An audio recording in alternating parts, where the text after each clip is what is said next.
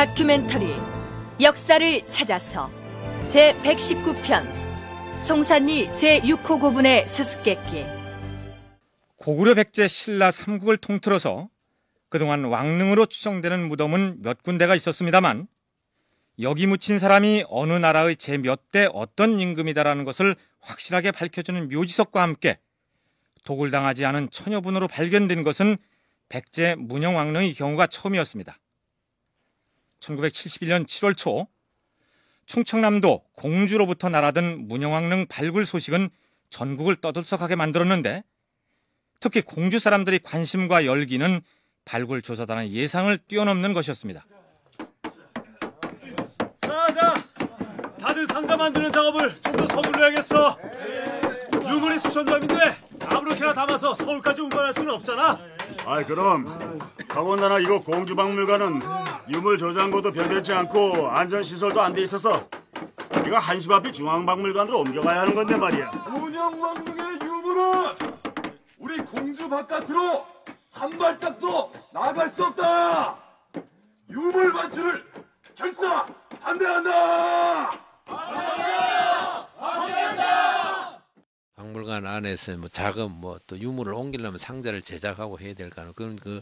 그것도 소위 베니아판이라든지 또 재료를 사다가 날라서 잘라서 만들고 그래야 되는데 돌멩이 날라오는 겁니다. 안에 살 수도 없고 공간이 없으니까. 그래서 안 맞기 다행이죠. 조유전 토지박물관 관장은 당시 공주박물관 마당에서 유물 소형 상자를 만들다가 부상을 당할 뻔했다고 해고합니다. 사람들의 데모는 철야농성으로 이어졌고 그 바람에 조사단원들과 박물관 관계자들은 꼼짝없이 박물관 건물 안에 갇히고 말았습니다. 그러자 다음 날 시위대와 협상을 하기 위해서 허련 문화재관리국장이 부랴부랴 공주로 내려와서 대책회의를 여는 등 부산을 떨었으나 별무소용이었습니다. 자, 여러분, 이 문영왕릉에서 출토된 유물은 일단 서울의 국립박물관으로 가져갔다가 2, 3년 동안 보존 처리를 한 다음에 틀림없이 다시 공주박물관으로 내려올 겁니다. 아니 무슨 말이요 그게? 아니 지금의 공주박물관은 유물 수장고도 마땅치 않고 그것도 너무 협소해서. 무슨 소리요? 보관 장소가 좁으면 우리 공주 은민들이 돈을 걷어서 건물 지어줄 것이게. 그렇지. 만일 유물이 한 점이라도 공주 밖으로 나가는 날에는 우리는 실력 저지에 들어갈 것이오.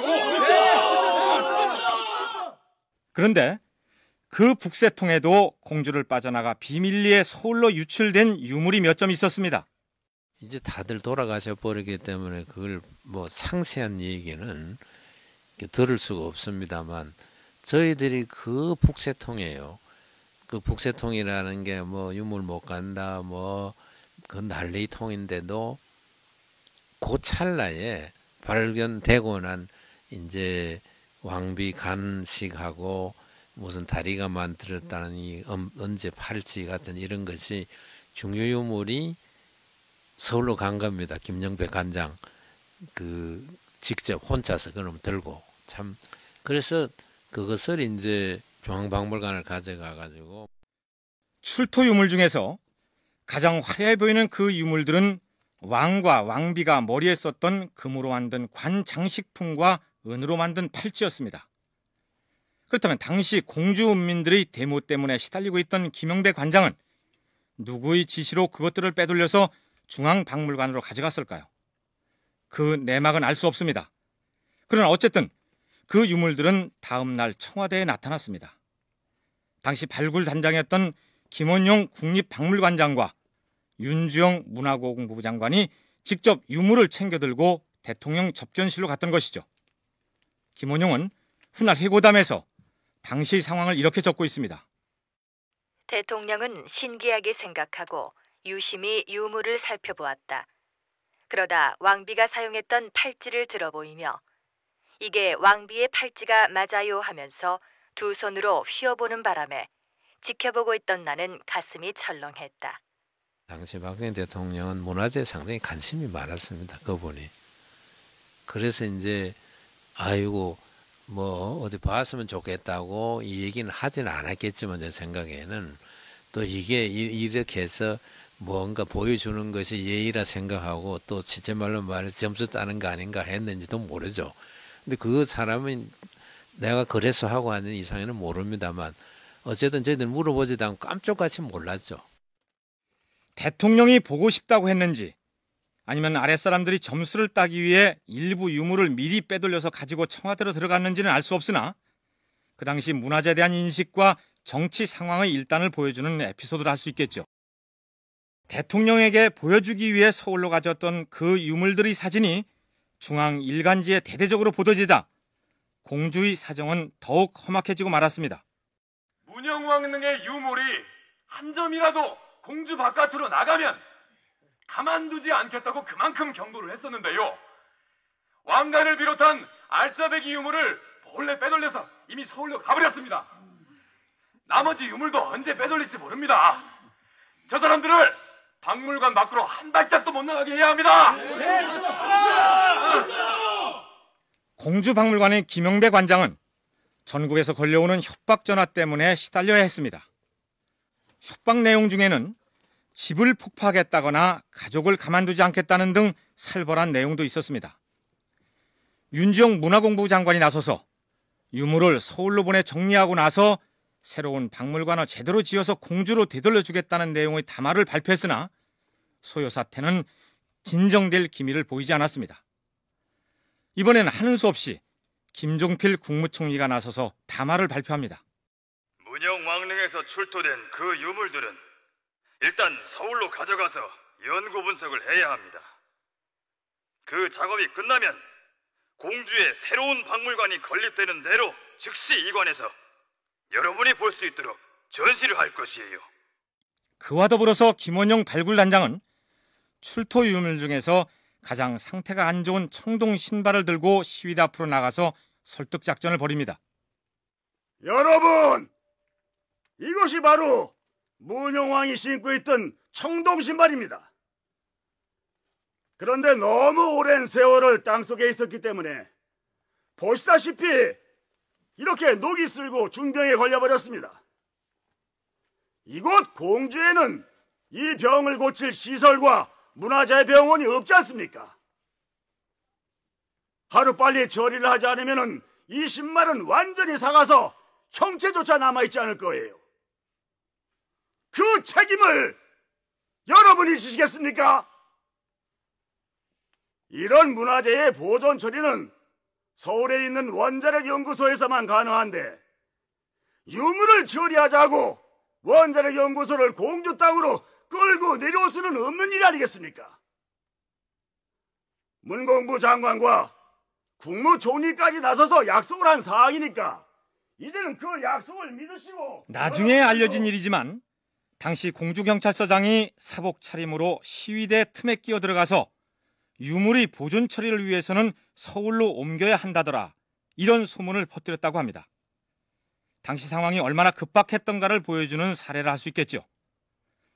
드디어 1971년 7월 16일 오전 7시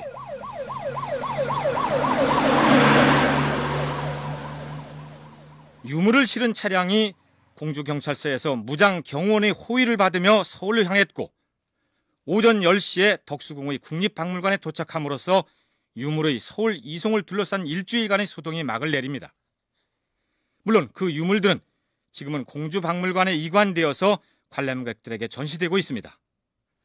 그런데 여기서 한 가지 짚고 넘어가야 할 것은 광복 후 우리나라에서 고대 왕릉의 발굴은 문영왕릉이 처음이었고 발굴 여건이 열악했다는 점을 들 수 있겠지만 그 발굴 작업이 우리 고고학사의 졸속 발굴의 대명사로 남게 되었다는 사실입니다. 발굴단장이었던 당시 김원용 국립박물관장은 생전에 자신의 지휘 아래 이루어졌던 그 졸속 발굴을 항상 죄스러워했습니다. 무덤 내부의 세밀한 기록들이 소홀하게 다뤄지는 바람에 고분을 통해서 알 수 있었을 수많은 정보들이 내 실수 때문에 영원히 알 수 없게 된 거예요. 이것은 고고학자로서 내 평생의 아쉬움 중 하나입니다.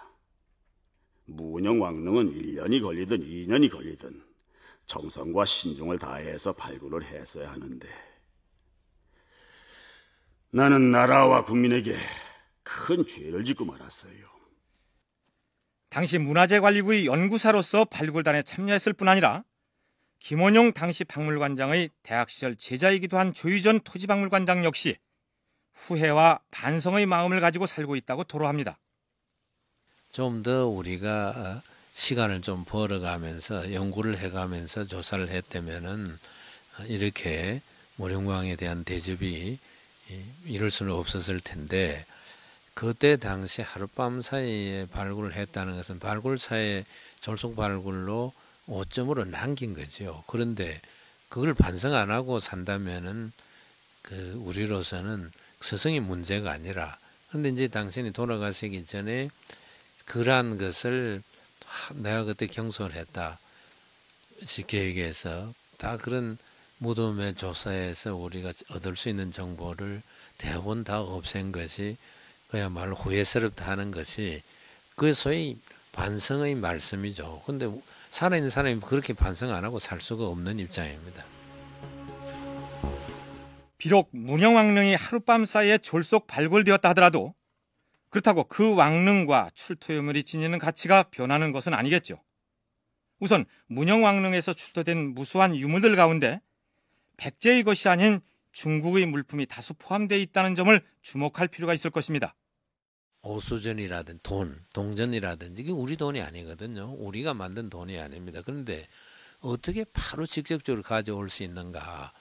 그것도 연구의 대상이고, 그것도 그래서 외국 물건, 백자, 소위 중국 등잔, 그 다음에 중국 글은 이 소위 이 청자라고 할 수 있는 자기들, 기여석에 달린 유기호라든지 이런 것이 병이라든지, 이 병이 보면은 어떻게 보면 불량품이나 다름없는데도 그 황릉에 들어간다는 것이 이 무덤이 얼마나 이 수입품으로서의 그런 진가라든지 국제 교류상에 있어서 여러 가지를 밝힐 수 있는 유물들이 워낙 많이 나왔기 때문에 문영왕 시기에 특히 교류가 활발했던 쪽은 남조의 양나라였습니다. 같은 송산리 고분군의 제6후분과 문영왕릉만이 관이 있는 방을 돌로 꾸미지 않고 벽돌로 꾸민 모양인데 그 자체가 중국식이라고 소개해드린 바 있죠. 그러니까 문영왕릉은 중국에서 유행하던 선진적인 묘제를 새롭게 도입했다고 보면 되겠죠. 문영왕 바로 다음의 성왕시기이긴 합니다만 양서 백제전 기록에 이런 대목이 있습니다. 백제가 2차례에 걸쳐 거듭 사신을 보내어 박물을 바치고 공장과 화사 등을 구함으로 공급하여 주었다. 공업할 때 쓰는 공자에다 장인 장자를 쓰는 공장이라면 요즘식으로 풀이해서 수공업 기술자를 의미할 것이고, 화사는 그림 그리는 기술자겠죠. 그렇다면 양나라에서 데려온 기술자가 송산리 6호분과 문영왕릉에 쓰이는 벽돌을 구워서 무덤을 치장했고, 역시 거기서 건너온 화사가 6호분 내부의 사신도 벽화를 그리지 않았을까요? 그러니까 문영왕릉 내부에서 중국제 물품들이 다수 출토되었다는 것은 문영왕 시기 백제가 그만큼 활기찬 대외 관계를 가졌다, 이렇게 해석할 수 있을 것입니다. 더군다나 문영왕과 왕비를 안치한 관은 일본에서 수입한 금송으로 제작한 것으로 밝혀지고 있습니다. 공주대 이남석 교수의 얘기를 들어보시죠. 당시 무령왕이 가지고 있는 위치에서 중국 자기라는 것은 왕이니까요, 충분히 좋은 물건 갖다 써야 된다고 생각하고, 또 특히나 왕이 사용한 그 관도 일본에서 들어온 금송이라고 일본에서 수입해서 쓴 걸로 보고 있거든요. 근데 오늘 저는 오히려 백제가 그만한 역량이 된 것 아니냐라고 생각하는데, 더 중요한 것은 거기에 출토된 각종 금은 세공품은 좀 백제, 메이드 인 백제라는 거죠. 백제에서 만든 거라는 거죠. 그건 어떻게 보면 많은 분들이 그 얘기를 하거든요. 거기서 출토된 거지, 중국에 그것도 수입해 온 것 아니냐라고 하는데, 백제의 금은 세공술은 이미 중국에도 유명합니다. 문영왕릉에서 출토된 유물의 종류와 수요가 대단히 많지만, 그러나 무엇보다 소중한 건 그 무덤의 주인이 문영왕이라는 것을 밝혀준 묘지석이겠죠. 그런데 돌판에 글이 적힌 그것을 묘지석이라 불러야 하느냐, 아니면 매직권으로 불러야 하느냐를 두고 한바탕 논란이 있기도 했습니다. 영동 대장군 백제 사마왕으로 시작된 부분의 글귀를 풀어서 읽자면 이런 뜻입니다. 영동 대장군 백제 사마왕, 즉 문영왕이 서기 523년 5월 7일에 세상을 떠났고 525년 8월 12일에 이곳에 안장되었다. 이 내용만 본다면 문영왕의 신분을 밝히는 글귀를 새겼기 때문에 분명 묘지석이죠. 그런데 그 다음에 적힌 내용이 문제입니다. 전 1만 문의 우건에 대하여 을사년 8월 12일 영동 대장군 백제 사마왕은 전기건의 전으로 토왕과 토백, 토부모의 상하 중관에게 2천석을 주고 신지를 사서 묘를 만들고 매직권을 작성하노니 앞으로 이 토지에 관해서는 세상의 율령을 따르지 않을 것임을 명백히 하노라. 무슨 소리냐 하면 문영왕이 땅속을 다스리는 토왕과 토백, 토부모 등의 귀신으로부터 돈 1만 문을 주고 자신이 묻힐 땅을 매입했다. 이런 얘기입니다. 무덤 자리로 쓸 토지에 대한 매매 증서인 셈인데 그 상대가 땅속의 귀신이라는 사실이 흥미롭습니다. 상징적인 의미가 있습니다만 돈 지금으로 하면 1억이 됐든 혹은 100만 원이 됐든 만 원이 됐든 이런 얼마 돈 가지고 토지신한테 이 왕이 묻히는 땅을 산다라는 이 개념입니다. 고대 사회에서 그래도 왕인데 천하가 다 자기 것인데 왕이 땅을 사거든요. 근데 이것은 아마 일단 백제 사회가 가지고 있는 어떤 사상적 측면을 엿보는 거라고 볼 수 있으면 생각합니다. 백제 왕이 살아서 현실 세계는 지배할지언정 지하 세계는 별도의 주인들이 있거든요. 이건 도교하고 관련된 겁니다만은 지하 세계로 들어가면서 내가 한 축 들어가니까 당신들 이 땅 다 주고 어떻게 하니까 나 좀 대우 좀 해달라라는 점이. 고대 사회에서 나라 안의 백성이든 땅이든 모든 임금이 주인일진데 죽어서 묻힐 무덤 자리를 토지신으로부터 돈을 주고 매입하는 절차를 거치는 걸 보면 아무리 막강한 전제제왕도 지하 세계를 어쩌지는 못하는 모양입니다. 어쨌든 묘지석이냐 매직권이냐를 놓고 논란을 벌이다가 지금은 지석 및 매직권이라 부르기로 결론이 난 상태입니다. 그렇다면 그 시기 모든 사람들이 죽어서 묻힐 때 토지신으로부터 무덤 자리를 구입하는 절차를 가졌을까요? 아니면 임금만 그랬을까요? 백제 말고 다른 나라의 임금들도 지하를 다스리는 신이 따로 있다고 믿었을까요? 임금의 무덤에서 나온 게 하나밖에 없다 보니까 이게 다른 또 임금의 무덤이 발견돼 가지고 이를테면은 비교가 되고 뭐가 할 텐데, 그러니까 어쨌거나 그때 당시에 이 무덤을 쓰는 것만큼은 우리가 지상의 법으로는 다스리지를 않는 땅속의 법으로 이게 우리가 그래서 그 사상을 본다면은 지금 우리가 생각해도 놀라울 일이죠. 그게 왜 그렇게 바로 임금은 국가고다. 국가는 모든 게 내 것인데 그렇게 본다면은 땅의 땅 지하는 소유권이 임금에게도 없다. 유감스럽게도 문영왕릉을 제외하고는 임금의 무덤이 훼손되지 않은 채로 묘지석과 함께 발굴된 사례가 없기 때문에 비교 검토할 수 없다는 점이 아쉽습니다. 이 밖에 문영왕릉의 묘지석을 통해 알 수 있는 또 하나의 사실은 삼국사기의 내용이 신뢰할 만하다는 사실입니다. 문영왕의 이름은 사마 혹은 융이라고 한다. 모대왕의 둘째 아들로서 키가 8자나 되고 눈썹과 눈이 그림 같고 성품이 인자하고 관우하여. 삼국사기 백제본기 문영왕 즉위년조의 기록이 이렇습니다. 삼국사기에 소개된 문영왕의 애모나 성품에 대해서는 그 사실 여부를 확인할 수 없으나 본명이 사마였다는 사실은 묘지석에 적힌 사마왕이라는 호칭과 정확하게 일치합니다. 뿐만 아니라 문영왕 23년 여름 5월에 왕이 세상을 떠났다. 시호를 문영이라 하였다. 삼국사기에 기록된 문영왕의 사망 기록인데 문영왕 23년이면 서기 523년이 됩니다. 그런데 무덤에서 발견된 묘지석의 간지를 풀이해보면 역시 서기 523년 5월 7일에 세상을 떠난 것으로 됩니다.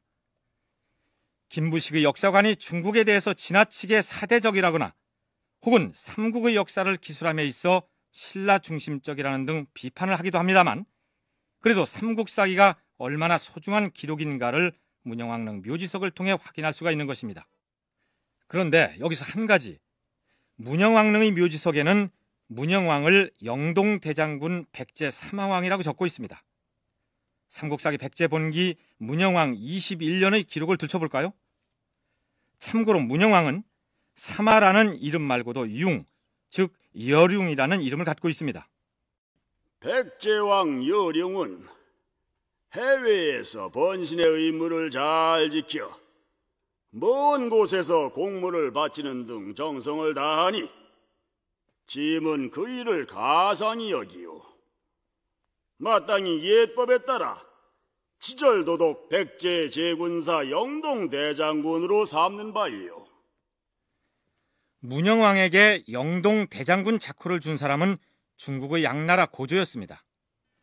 양나라 고조가 준 자코 영동대장군을 묘지명에 새겨넣는 것이 썩 기분 좋지는 않겠지만 이남석 교수의 설명을 들어보시죠. 영동대장군이 중국 자코를 받으니까 백제와 중국과의 관련시켜서 그것이 마치 백제의 중국의 제후국인 양 이렇게 인식될 수도 있을 텐데 사실 그런 의미는 아니고요.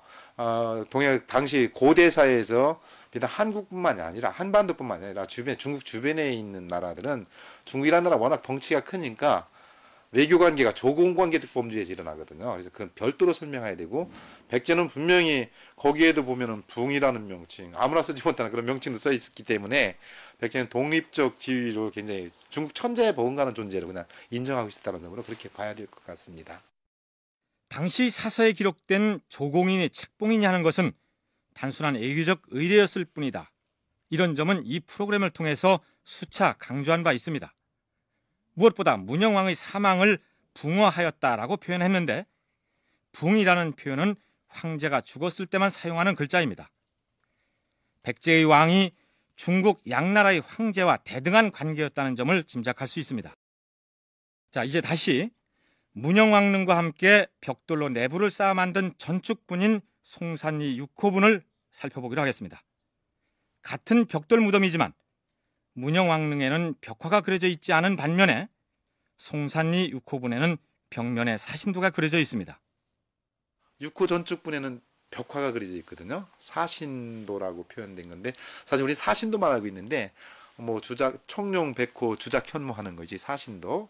요것만 알고 있는데 사실은 무덤 내부 전체가 채색이 되어 있었습니다. 전체가 다. 흑백으로 해서 창문 같은 거 다 그려져 있고 그 위에다 벽화를 그렸었거든요. 반면에 그 6호분이고요, 그건. 그 유명한 무령왕릉에는 벽화가 없습니다. 다만 벽돌 같은 경우 벽돌에 연꽃 무늬를 조각해서는 벽돌을 만들기 때문에 연암으로 치장되어 있다라고 하는데 6호 전축분도 전번무늬라 해서 그 동전무늬가 그려져 있고 그 위에다 다시 벽화를 그렸거든요. 어떤 이는 문영왕릉의 내부 벽면에 못자국 자리가 있는 것으로 보아서 송산리 6호분처럼 벽화를 그리지는 않았지만 가령 천 같은 것에다 그림을 그려서 무덤 내부에 걸어두지 않았겠느냐 이런 의견을 피력하기도 합니다. 그랬거나 어쨌거나 무덤 내부의 모양으로 볼 때 6호분이 문영왕릉보다 훨씬 더 정성을 기울여서 화려하게 잘 만들어져 있습니다. 문영왕릉보다 더 호화로운 무덤에 묻힐 수 있었던 사람이라면 도대체 누구였을까요? 궁금증은 굴뚝 같은데 유감스럽게도 가루베 지온이라는 일본인이 그 6호분을 발굴하고 나서 이미 도굴된 무덤이었기 때문에 거기서 나온 유물은 없다. 이렇게 얘기를 해버렸기 때문에 무덤 주인공의 신분을 알 길이 없습니다. 가루베가 송산리 6호분을 도굴했던 때가 1933년이었는데 가루베는 죽기 전에 무슨 생각이 들었던지 그때 찍었던 사진 몇 장을 한국인 제자에게 건네주었습니다. 이 사진이 당시 정재훈 문화재관리국장에게 입수되어서 1987년에 발간된 문화재라는 간행물에 실리기도 했는데 그 사진을 처음에 어떻게 입수하게 된 거죠? 제가 87년 당시 그 문화재관리국장으로 근무하고 있었는데 이성철이라는 사람이 사무실로 찾아와서 송산리 발굴 사진이라면서 사진 한 뭉치를 가져왔어요. 그 영문도 모르고 받았는데 그 봉투 표지에 붓으로 백제 왕릉 공주 송산리 제6호분 사진이라고 적혀 있고 한자로 경부자은이라고 쓰여 있었어요. 그러니까 일본 발음으로 가루베 지온이죠. 그러면 이성철이라는 사람은 그 사진을 가루베로부터 어떻게 건네받았다고 했습니까? 그분이 그 동경 한국 대사관의 공보관으로 근무할 때 받았는데 귀국해서 문화공보부 문화국장으로 자리를 옮기게 되면서 이제 이것저것 정리를 하시다가 문화재 관리국에 필요한 자료일 것 같아서 가져온 겁니다. 이성철과 가루베는 어떤 관계였습니까? 제가 듣기로는요, 스승과 제자 사이라고 했습니다. 예. 이성철의 고향이 공주인데 일제강점기에 공주고보 재학 당시 그의 스승이었던 모양입니다. 그렇게 된 사연이었습니다. 공주 학교에 이제 그 선생으로 있었으니까 일제시대 그 밑에 배웠던 제자가 우리나라 저 뭐 문화공보부에 이제 문화공보부에 근무를 하다가 문화원으로 일본 문화원에 가서 근무를 하게 됐는데 그분이 일본 문화원 생활을 마치고 귀국할 때 그 스승이죠, 가루베가.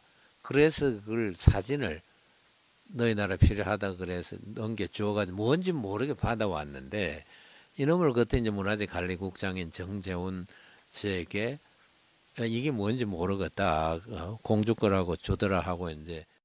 그렇다면 그 가루베라는 사람은 자신의 과거를 반성하는 의미에서 송산리 6호분에 묻힌 피장자의 신분을 확인할 수 있는 중요한 증거라도 건네준 것이었을까요? 가루베로부터 입수된 것은 1번부터 26번까지 일련 번호가 매겨져 있는 흑백 사진이었습니다. 사진은 처음 무덤 발견의 계기가 되었던 배수구를 촬영한 것을 1번으로 해서 발굴 과정을 차근차근 촬영해 나갔는데 유감스럽게도 가루베가 보낸 사진 중에는 10번에 해당하는 사진이 빠져 있었습니다. 순서로 보아서 그 10번 사진은 무덤 내부의 유물 출토 상황을 찍은 사진이어야 했습니다. 이상스럽게도 가루베는 백제 유적의 연구라는 자신의 고위 기념 문집에서도 유독 10번 사진은 싣지 않았습니다.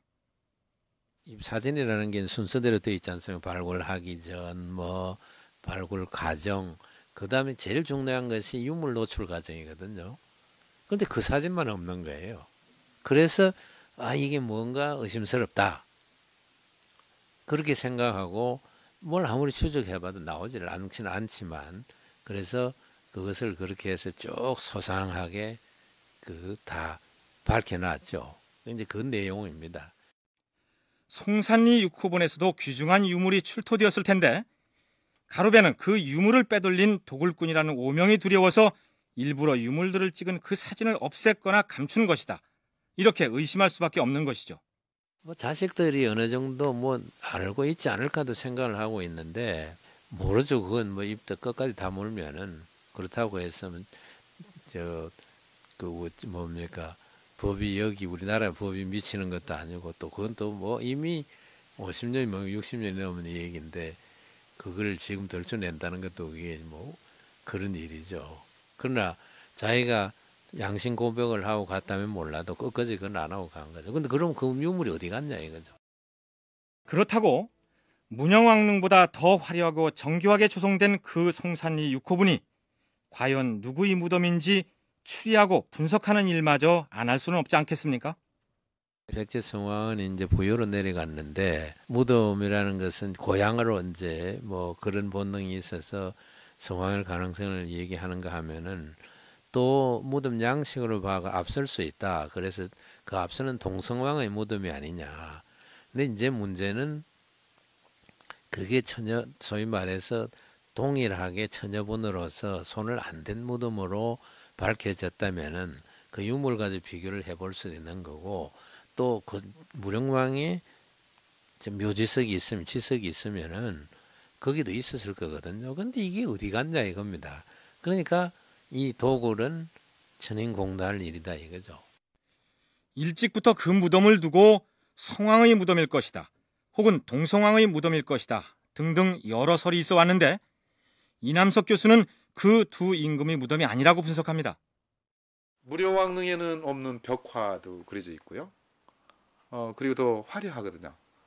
물론 규모는 작지만은 그럼 그보다 더 위대한 인물이어야 될 것 아니냐. 그래서 이 무덤이 동성왕이다, 무슨 뭐 성왕이다 얘기를 했었습니다.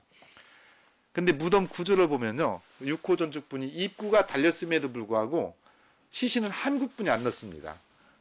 원래 그 무덤 내부에 보면 시체를 올려놓는 그 관대라는 것이 있는데 한쪽에 치우쳐서 하나뿐이 없습니다. 그러니까 한 두 사람을 넣으려고 하는데 한 사람뿐이 안 넣거든요. 동성왕이든 성왕이든 그 무덤에 묻혔다면 왕비도 함께 묻혔을 터인데 그 6호 전축분의 내부 구조를 보면 관을 올려놓는 관대가 둘이 아니라 하나만 있고 그리고 한쪽으로 치우쳐 있다는 것입니다. 그렇다면 이런 추리가 가능합니다. 원래는 두 사람이 묻힐 예정이었으나 사정이 생겨서 한 사람만 안장하고 무덤을 봉쇄해버렸다. 자, 이제 공주대 이남석 교수의 주장대로 송산리 6호분의 피장자를 추리해보도록 하겠습니다. 문영왕릉에서 수거된 유물을 분석한 조사 보고서에는 독특한 유물 한 점이 올라 있습니다. 바로 여성의 어금니 한 점이 수거된 것이죠. 당시 이 치아 감별할 적에 분명히 20대 후반 정도, 뭐 10대 후반에서부터 30대 초반까지는 시간 폭을 두고 얘기가 되었다랍니다. 아무튼 여자 거라는 거죠. 그리고 아무리 늦춰 잡아도 30대 초반의 것이라는 거죠. 이 30대 초반은 왕비가 죽은 연대입니다. 왕은 62세니까 죽은 연대 되고요. 왕하고 왕비하고 죽을 때 나이로 따지면 30년 차이가 난다라는 건데 뭔가 굉장히 어색하지 않습니까? 이 부인은, 다시 무령왕과 함께 묻혀 있는 부인은 무령왕의 두 번째 부인일 거라는 거죠. 그 어금니를 감별해보니 10대 후반부터 30대 초반에 해당하는 여성일 것이다. 아무리 나이를 올려잡아도 30대 초반을 넘지 않을 것으로 분석됐다. 그렇다면 문영왕이 62세에 사망한 것으로 돼 있으니 나이 차이로 봐서 문영왕과 함께 묻힌 여성은 제1왕비가 아니라 둘째 부인일 것이다. 이런 얘기죠. 그렇다면 첫째 부인, 즉 제1왕비는 어디 갔느냐? 이런 의문이 뒤따르겠죠.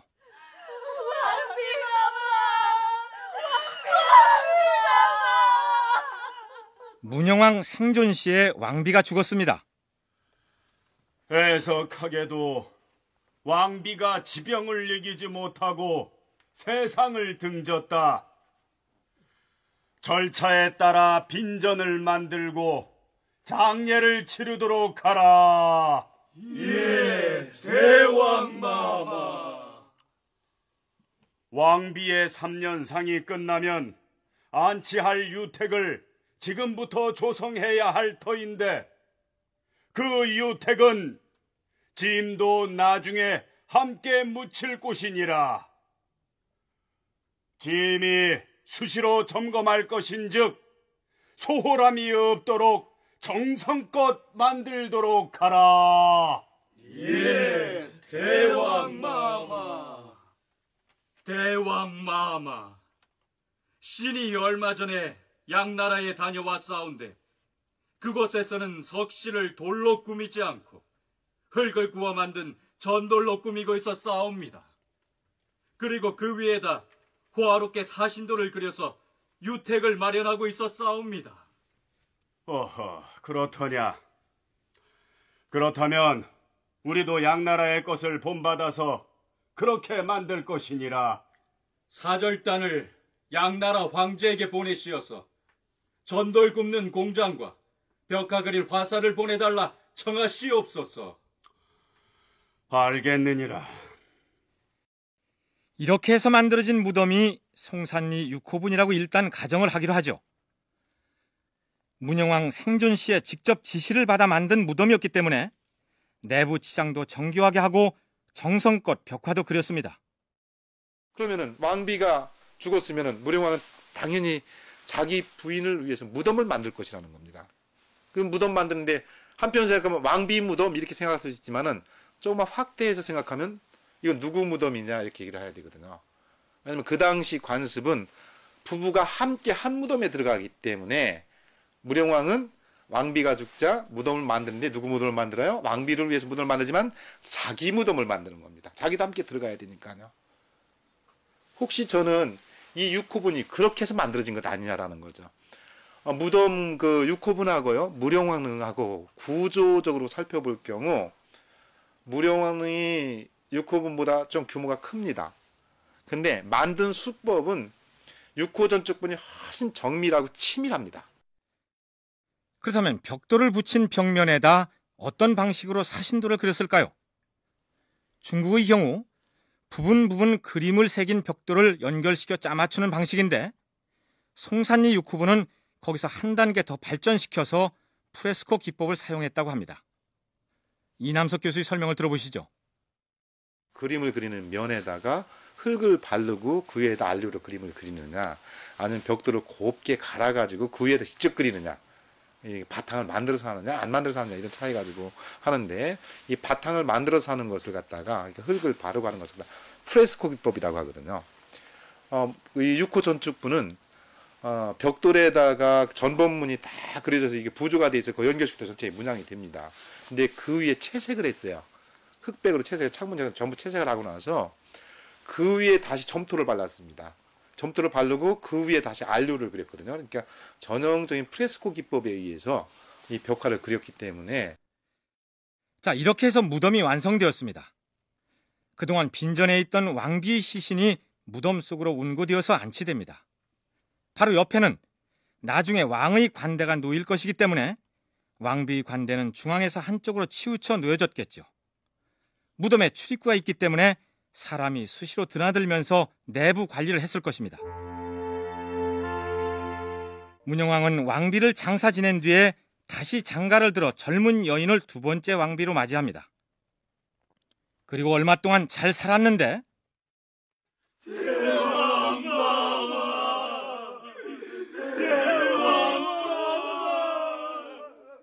문제가 생겼습니다. 이번에는 문영왕이 세상을 떠난 것이죠. 절차에 따라 3년상을 치를 것이니 대소신료들은 대왕마마의 장례에 소홀함이 없도록 해야 할 것이오. 예, 왕비마마. 문영왕의 시신은 빈전에서 3년을 거치한 다음에 어디로 갔을까요? 당연히 먼저 죽은 왕비가 혼자 잠들어 있는 그 무덤으로 들어가서 옆자리에 안치되지 않았겠습니까? 그렇다면 미망인이 된 젊은 왕비는 나중에 갈 곳이 없어지고 맙니다. 그래서 젊은 왕비는 이렇게 명합니다. 대왕마마가 승하하셨으니 유택을 마련해야 할 것인데 어찌 아무 말들이 없는 것이오? 왕비마마, 어인 말씀이옵니까? 대왕마마의 유택은 이미 마련돼 있지 않사옵니까? 무슨 소리를 하는 게요? 그곳이 죽은 전 왕비의 유택이지 어찌 대왕마마의 유택이라 하시오?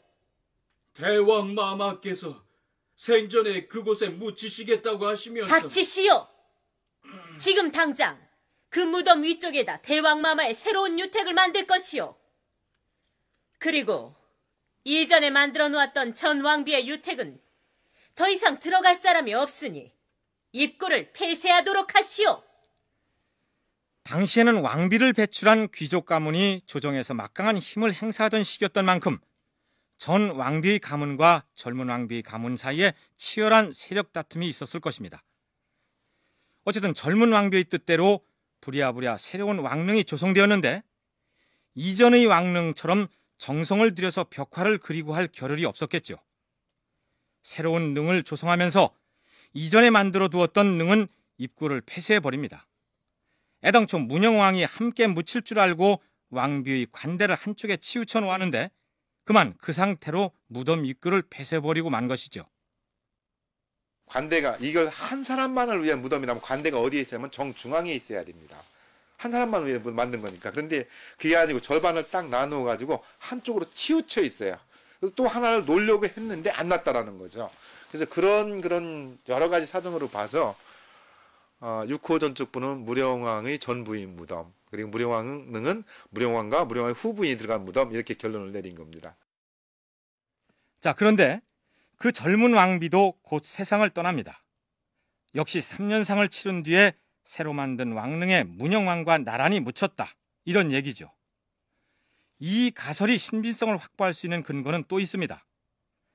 양쪽 무덤에 사용된 벽돌을 살펴보면 6호분을 먼저 만들고 문영왕릉을 나중에 만들었다는 것이 증명된다는 것입니다. 6호분에 사용하는 저 벽돌이 따로 있고 무령왕릉에 사용하는 벽돌이 따로 있어요. 근데 6호분의 무덤 구조 내는 무령왕릉 벽돌이 하나도 들어있지 않습니다. 근데 무령왕릉에는 6호분에 사용되었던 벽돌이 들어가 있어요. 그럼 무엇이 먼저 만들었느냐? 쉽게 설명할 수 있습니다. 6호 전축분이 먼저 만들었다는 거죠. 그리고 두 무덤 다 입구를 폐쇄를 했습니다. 입구를. 앞서 말씀드렸듯이 6호 전축분에는 무령왕릉에 사용된 벽돌이 전혀 사용되지 않았지만 무덤이 더 이상 필요가 없어서 앞부 이 문을 폐쇄한 벽돌에는 무령왕릉에 사용된 벽돌이 그대로 다 사용되어 있습니다. 이건 뭘 의미하냐면 무령왕릉을 만들면서 6호 전축분을 막았다라는 겁니다. 6호분에는 문영왕릉을 만들 때 사용된 벽돌이 하나도 사용되지 않았는데 다만 6호분의 입구를 폐쇄하는 데 사용된 벽돌만은 문영왕릉을 만들 때의 그 벽돌입니다. 말하자면 문영왕릉을 만들면서 기존에 이미 조성해서 첫째 왕비 혼자 잠들어 있던 그 무덤의 입구를 막아버렸다는 얘기죠. 이남석 교수가 제기한 이 주장은 지금은 학계에서 상당히 유력한 학설로 받아들여지고 있습니다. 백제는 문영왕 다음 임금인 성왕 시기에 60여 년간의 웅진 시대를 마감하고 지금의 부여지역으로 도읍을 옮김으로써 사비 시대를 열어갑니다. 그렇다면 사비 천도 이후에 묘제, 즉 무덤의 형식에 어떤 변화가 있었을까요? 웅진도읍 말기에서 사비도읍 초반기에 가면은 백제 무덤에서 석재의 변화에 따라서 대형 석재를 사용하게 되면서 그러면서 무덤 형태가 원형이 아니라 평천정으로 평평한 형태로 이렇게 만들어진다는 거죠. 그런 형태가 나타나다가 이유는 뭔지 모르지만 사비 지역 가면 이것이 한 100여 년 정도 사용이 되거든요. 이 무덤 형태가 사용되다 말기쯤에 가면은 장제의 변화가 나타납니다. 종전까지 이 무덤 하나에 시신을 둘 이상 그렇게 합장에 전제해서 썼는데 다시 단장으로 변합니다. 그 이유는 뭔지 모르겠습니다만은 무덤 백제 말기에 보면은 단장으로 사용한 무덤이 굉장히 많이 나타나는데 그 대표적인 예가 익산에 있는 쌍릉이 그렇거든요. 물론 문영왕릉과 공주 송산리 6호분에 쓰였던 벽돌은 이제 더 이상 사용되지 않고 다시 돌로서 돌방을 만드는 데 사용된 돌이 커지면서 타원형이던 무덤이 평면 형태로 나타납니다. 그리고 무엇보다 무덤 한 군데에 한 구의 시신만 안장하는 단장의 형태가 나타난다는 얘기입니다. 이남석 교수는 가령 부부가 죽더라도 예전처럼 한 무덤 속에 묻히지 않고 바로 옆에다 따로따로 무덤을 만들어 묻히는 본보기로 전라북도 익산에 있는 쌍릉을 들고 있는데 바로 옆에 미륵사지나 왕궁리 유적이 위치하고 있어서 서동설화로 유명한 무왕과 그의 부인 선화공주의 무덤일 것이라는 주장이 제기돼 왔으나 역시 이미 도굴된 뒤에 발견됐기 때문에 아무런 증거를 찾지 못하고 있습니다. 그럼에도 불구하고 이남석 교수는 그 쌍릉 중 하나가 무왕의 무덤일 것이라고 분석합니다. 제가 공주에서 송산리 고분군을 조사를 하면서 이 왕릉이 왕이면 다 여기다 갖다 묻는 것이 아니라 가계 집단별로 무덤군을 만드는구나 확인했습니다. 다시 말씀드리면은 송산리 고분군은 무령왕과 관련된 가계 집단 인물들만 묻힌 겁니다. 그러면 공주에는 동성왕이라든가 혹은 그 앞에 문주 누구왕은 따로 있어야 됩니다. 있다라고 생각합니다. 그런 관점에서 사비 지역을 가서 보면은 사비 그 왕계를 보면은 성왕계, 무왕계입니다. 성왕 다음에 우유도왕, 법왕, 해왕은 같은 동일 혈연 집단인데 무왕은 출자가 묘하거든요. 왕들도 죽으면 가계 집단별로, 즉 혈통별로 옹기종기 무덤이 만들어진다는 얘기입니다. 그런데 무왕은 서동설화에서 보듯이 그 출신이 다른 임금들과는 달리 나타나고 있고 여러 정황으로 보아서 익산 쪽에 연고가 있는 것으로 짐작되기 때문에 그곳에 묻혔을 가능성이 크고 무엇보다 그 시기에 그처럼 거대한 무덤을 조성할 수 있는 신분이라면 임금 이외에는 달리 상상할 수가 없다. 이 교수의 분석이 그렇습니다. 현재 사적 제87호로 지정되어 보호를 받고 있는 익산 쌍릉의 공식적인 안내문을 보면 이렇습니다. 이 쌍릉은 백제 말기 굴식 돌방 무덤으로 봉분이 동서로 약 200m의 사이를 두고 자리하고 있으며 동쪽의 능은 대왕묘라 불리며 서쪽의 능은 소왕묘라 불린다. 내부는 모두 부여 능산리 고분 돌방과 같은 형식으로 백제 말기인 7세기 전반의 형식이며 부근의 미륵사지가 백제 무왕 때 창건되었음을 감안하면 이 능은 무왕과 왕비의 능묘일 가능성이 많다고 추정한다. 이 왕릉은 고려 충수광 13년 왜구에 의해 도굴되었으며 1917년 일본인 학자에 의해 발굴 조사되었는데 조사 결과에 의하면 원형의 봉토 주위에는 호석을 두른 흔적이 있으며 내부에는 석실이 마련되어 있다. 대왕묘의 현실은 장방형으로 벽은 화강암 판석을 다듬어 세웠다. 현실 중앙에는 화강암의 관대가 있는데 위가 넓고 아래가 좁은 모양으로 그 위에 둥근 뚜껑을 덮은 목관이 놓여 있었다. 흥미로운 것은 이 쌍릉에서 발견된 목관 역시 문영왕릉의 경우와 같이 일본에서 수입한 금송을 관의 재료로 사용하고 있다는 사실입니다. 더군다나 백제 무왕이 사망할 시기를 전후해서 부부나 가족을 함께 매장하는 합장 풍습에서 한 사람만 매장하는 단장 풍습으로 바뀝니다. 이런 여러 정황에도 불구하고 확실한 근거 자료가 없기 때문에 익산의 쌍릉은 백제 무왕릉이라는 이름을 얻지 못하고 무덤 둘이 나란히 있다 해서 그저 쌍릉으로 불릴 수밖에 없는 것이죠. 문영왕릉에서 발견된 묘지석이 얼마나 중요한지, 그리고 도굴 행위가 역사에 얼마나 큰 죄가 되는지 실감되지 않습니까? 무덤 한 가지를 더 소개하기로 할까요? 백제의 마지막 도읍지였던 사비 지역에서 화장묘가 발견되어서 백제 화장 풍습이 있었는지에 대해서 학자들 간에 논란이 있어 왔습니다. 화장묘 형태가 어떻게 되어 있냐면 고루라고 하죠. 뼈 담는 그릇.